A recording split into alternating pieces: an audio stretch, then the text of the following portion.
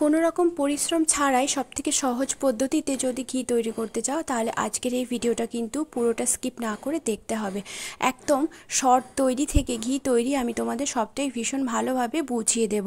তো ঘি তৈরিতে যেটা সবথেকে বেশি আমাদের মনে হয় ঝামেলার, যেটা থেকে মাখন তৈরি করতে হয়, মাখন না করলে বলে ঘি হয় না, কিন্তু আমি কিন্তু মাখন তৈরি ছাড়াই কিন্তু তোমাদের ঘি তৈরি করে দেখাবো, একেবারে সুন্দর ঘি।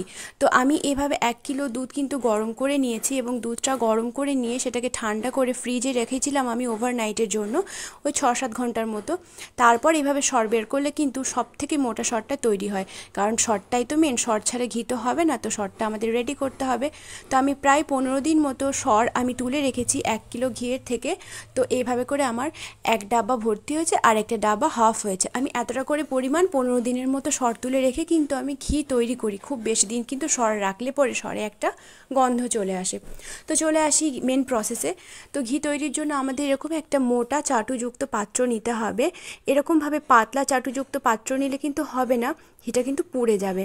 তো এই মোটা চাটুযুক্ত পাত্রই আমি প্রথমে 1 চামচ মতো ঘি দিয়েছি। এভাবে করে ঘি দিলে সরগুলো কিন্তু নিচে লেগে যাবে না এবং পাত্রটা কিন্তু বেশি পুড়ে যাবে না। তো তারপরে এই সমস্ত ঘিটাকে ঢেলে দিতে হবে। আমি কিন্তু এর থেকে কোনো রকমভাবে মাখন তৈরি করিনি। ঘি তৈরিতে যেটা করতে হয়, হাতে করে দোলে দোলে সেটাকে অনেক সময় সাপেক্ষ প্রথমে মাখন তৈরি করতে হয়, তারপর সেই মাখন থেকে ঘি তৈরি করতে হয়। আদারওয়াইজ সেই সরকে মিক্সার ব্লেন্ডারে দিয়ে তার মধ্যে আইস কিউব দিয়ে বা ঠান্ডা জল দিয়ে সেটাকে ব্লেন্ড করে করে মাখন তৈরি করতে হয়। সেই সমস্ত প্রসেসগুলো কিন্তু ভীষণই কঠিন। আমি একেবারে ইজিয়েস্ট প্রসেসে তোমাদের দেখাচ্ছি। তো সরটাকে দিয়ে জাস্ট নাড়াচাড়া করে করে এভাবে করে কিন্তু ঘিটা আমরা বের করে নেব, আর কিছুই প্রসেস নয়। আর এভাবে করে করতে যে খুব বেশি সময় লাগে তা কিন্তু লাগে না। আমি তোমাদের পুরো সময় কিন্তু একেবারে বলে দেবো যে কত সময় আমি টোটাল ঘিটা রান্না করেছি। তো দেওয়ার পরে 20 মিনিট পরে দেখতে পাচ্ছ আমাদের সাইড থেকে এরকম কিন্তু ঘি দেখাতে শুরু হয়ে গেছে। ঘি কিন্তু আমাদের আস্তে আস্তে বেরিয়ে আসছে, এটা কিন্তু অনলি 20 মিনিটে হয়ে গেছে।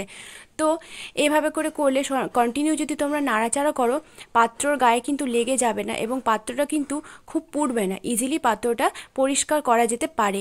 তো এভাবে করে কন্টিনিউ কিন্তু নাড়াচাড়া করে যেতে হবে এবং কিন্তু করতে হবে লো ফ্লেমে। হাই ফ্লেমে করলে কিন্তু একেবারেই চলবে না। আরও 15 মিনিট পরে দেখতে পাচ্ছ ঘি কিন্তু অনেকটা উপরে ভেসে গেছে, অনেকটা পরিমাণে ঘি কিন্তু ভেসে আসছে, আর এই দুধটা কিন্তু আমাদের দানা দানা হয়ে যাচ্ছে, অনেকটা ওই পনির টুকরোর মতো। যখন এটা পুরোপুরি কমপ্লিট হয়ে যাবে তখন এই দুধের এই ছানাটা কিন্তু পনিরের মতোই ছোট ছোট টুকরো টুকরো হয়ে যায়, মানে জমাট বেঁধে যায়। তো এইভাবে করে সমানে কিন্তু নাড়াচাড়া করেই যেতেই হবে। টোটাল 1.25 ঘন্টা পরে দেখতে পাচ্ছ আমাদের ঘি কিন্তু রেডি হয়ে গেছে। এটা কিন্তু একেবারে যখন ব্রাউন কালার চলে আসবে এই দুধের সরটা, তখন কিন্তু বুঝে যেতে হবে আমাদের ঘিটা তৈরি হয়ে গেছে।